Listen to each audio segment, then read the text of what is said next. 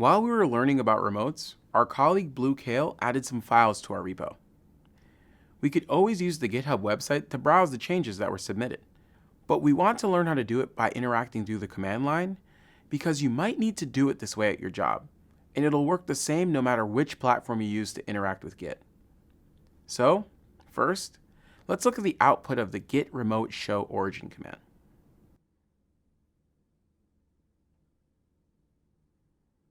Check out how it says that the local branch is out of date. This happens when there were commits done to the repo that aren't yet reflected locally. Git doesn't keep remote and local branches in sync automatically. It waits until we execute commands to move data around when we're ready. To sync the data, we use the git fetch command. This command copies the commits done in the remote repository to the remote branches, so we can see what other people have committed. Let's call it now and see what happens. Fetched content is downloaded to the remote branches on our repository, so it's not automatically mirrored to our local branches. We can run git checkout on these branches to see the working tree, and we can run git log to see the commit history.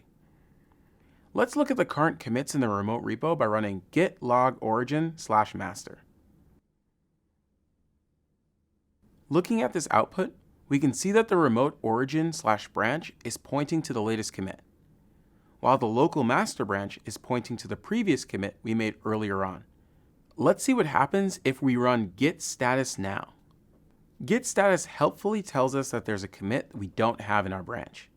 It does this by letting us know our branch is behind the remote origin/master branch.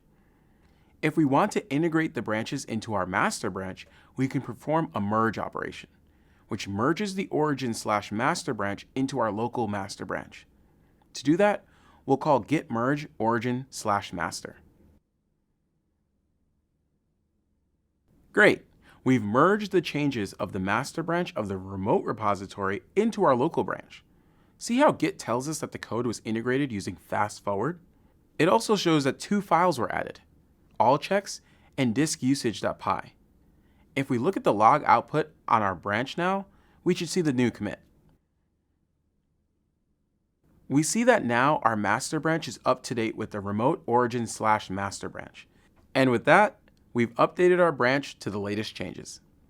We can use git fetch like this to review the changes that happened in the remote repository. If we're happy with them, we can use git merge to integrate them into the local branch.